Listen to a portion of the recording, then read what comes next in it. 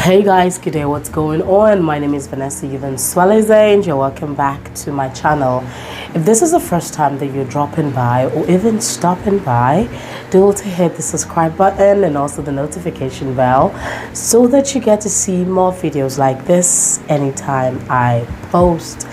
Today's video was requested for and somebody asked about the rules to follow when pro-mixing. Actually, it's about many rules. There are endless rules to follow when pro-mixing, but I'm going to be giving you guys 5 good rules to follow when pro-mixing.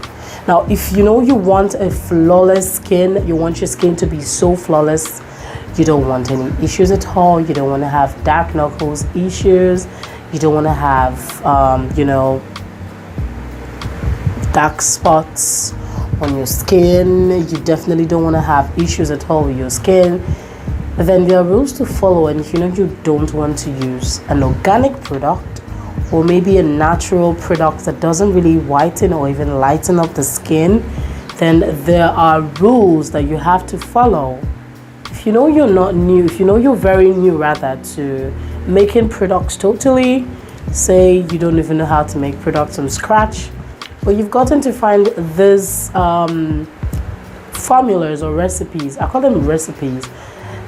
You've gotten to find these recipes on WhatsApp, on Facebook, they tell you, okay, come take my class, and then they end up giving you a copy and paste training, something you may have actually found out before. And when you mix all those things, you really don't know what you're mixing up together, then this is the video for you. All right. And before I go on, the emotion potency will be coming up very soon. So please click on the link on the description box so that you can actually take that class. It's really going to help you out to pro-mix, those bases, those active bases to make before you start to even think about pro-mixing them in the first place. Okay, so let's start. The 5 basic rules to follow when pro-mixing. I have made a video before about how to mix or how to pro-mix accurately. Now that is going to be the first rule. You need to go see that video. I'm going to link it somewhere on the screen. You need to watch or you need to see that video. It's important you do so because that video talks about a whole lot of things you have to do when you need to pro-mix or when pro-mixing. Okay, so I'm not going to ask, or I'm not going to sound like I'm just going over the books again, or I'm going to be talking about every single thing I did before on how to pro-mix accurately. Now these are updated steps to follow, updated rules to follow when pro-mixing. Now you may feel like there are no rules as to when you to pro-mix, but there are rules, okay? You just don't pro-mix anyhow. You don't add serums, you don't add concentrates, you don't add essential oils at any God-given amount, okay? You don't just do that. It's not nice. You need to follow a step. You need to follow a guide, okay? So the first rule is to pro-mix accurately. Now this involves you getting your materials safe. You need a base, and that is going to be the main thing you're working with. Okay, this particular one actually has a higher content than, or it has a higher amount of volume than the rest of the other ingredients you're adding. So your base sometimes could be a serum, it could be a cream, it could also be an oil, it could be any other thing you're mixing it with. Okay, but make sure you are pro-mixing it accurately. So you need a base before you start to make any single thing. All right, so pro-mix accurately using a base. You must get your base. And then when you get your base, you can then go ahead and add your concentrate. You can go ahead to add your oils. You can go ahead to add your powders if you feel like. Then the second one is add serums lastly. Many people add serums, they just premix anyhow, they put their base, next thing they're doing, they're adding their serums, before you know it, they're adding the powders. No, it doesn't work that way, okay? You need to add serums lastly. Before I go to that part, I want to talk about the premixing accurately now. When you premix, you don't just premix by adding teaspoons, tablespoons. You need to learn how to actually convert things to percentages.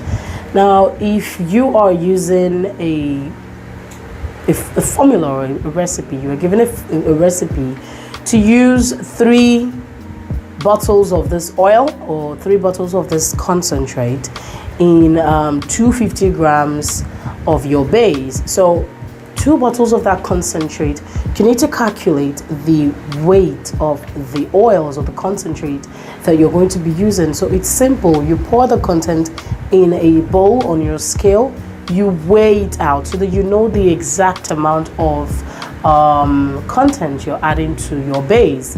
So it's simple. Get your oils or your concentrate, pour the 2 bottles inside your container or your beaker, and then weigh it up. You divide that by 100 to see if everything would amount to 100% formulation. Okay, so you can make a formula out of a premixed product. This is what I am saying.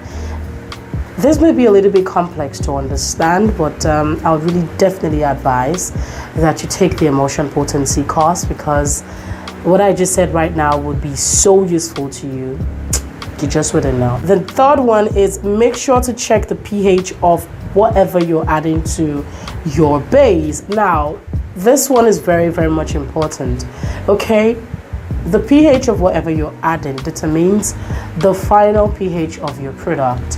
Now, if you have a base, and you know the base has a pH of about 5 to 6, and that base has been enriched really well with maybe niacinamide, maybe alpha arbutin, and you're just trying to use the concentrate to boost the efficacy of these actives that you have added to your base, or the actives that they declared in their bases, then it's very much important that you check the pH level of those concentrates. So what you need to do is you need to get a pH meter. If you don't have one, then pour the content of whatever you're using inside a bowl and check the pH. You're going to notice that lots of these concentrates that you're adding to your product are mainly acidic, and this would definitely rip off the skin of its protective barriers, or it would make the skin so sensitive to sunlight exposure or light exposure, and you notice that your skin is going to be filled with so many hyperpigmentations or even hypopigmentations. So you need to be careful. You need to know you need to know what pH that product should actually settle in, or settle at, or amount to, before you start to sell out. So that's another beautiful tip to this. Then the fourth one is make sure to add an anti-irritant. So an anti-irritant is something you add to soothe your skin. Okay, so if you're mixing all this together, you really don't know the ingredients of all the concentrate, all the bases that you have used. Many of them have different pH levels and different pH values. So you want to make sure that you're adding something like a non-irritating agent in this particular product so that it doesn't irritate your skin. And if you're selling this product out there, you don't know who uses your product, okay? You don't know their skin type, because I'm very sure if you're mixing, then you definitely may not even conduct a proper consultation service to your customer or your client, whereby you don't know their skin. Maybe they just buy your product out from the website without asking for recommendations. Then this is where it comes in. You need to make sure that you add a non-irritating agent, an anti-irritant, in your product. Okay, this could be your neem oil, this could be your tea tree oil. Make sure you just add all this inside them so that they don't irritate your customer's skin. Okay, so I hope that is actually clear right now. Then the fifth one, and which is the last one, is make sure you add boosters. Okay, now these boosters are actually serums or cream boosters that you may have made, maybe from a humectant or maybe from an extract. Okay, so these boosters are mainly important, and they are very much acidic in nature. This is because if it's too acidic, it will activate all the acids in your base. So if you know you're buying cream boosters out there from customers or from suppliers, it's good. Okay, it's good, but check the pH of that booster. All right, because it's an extract they have made. It's just the oil. I made that oil. I'm going to link it right there on the screen. That should be your booster. Okay, use that as a cream booster. Then when you pro mix, make sure that it hits the pH of about 4 to 5. Okay, don't let it go too low. If it's too low, it may be so irritating on your customer's skin, and you definitely wouldn't like it. So this is every single rule that you have to follow when you pro mix. And for more information on how to pro mix accurately, please do watch that video on my description box or right there. Maybe I'm just going to link it. Now, if you know you actually did love this video and you want to see more of these videos, then you need to comment down below so that I see your request and then maybe come up with something for you. But if you know that you really love this video and you just don't have anything to say to me right now, you just love it so much, then I would advise you just please click the like button and also the share button. It's right there. Just share it to your friends so that your friends can also share it with your friends. And do not forget to subscribe and hit the notification bell. So I'm going to be with you again, guys, very, very soon. And we're going to be talking about something very much important. All right? Have a lovely day.